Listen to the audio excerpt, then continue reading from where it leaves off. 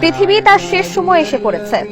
জলবায়ু পরিবর্তন থেকে শুরু করে বৈজ্ঞানিক ও ধর্মীয় নানা সূত্র বলছে ধ্বংসের দ্বার প্রান্তে বসবাসযোগ্য একমাত্র গ্রহ এই পৃথিবী।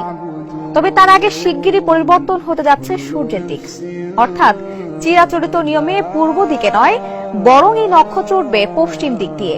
এরপরে সংঘটিত হবে কিয়ামত, ইংরেজিতে যাকে বলে ডোমসডে। সম্প্রতি বিজ্ঞানীরা স্বীকার করেছেন সূর্য পশ্চিমে উঠে পূর্বে ডোবার সময় ঘনিয়ে আসছে।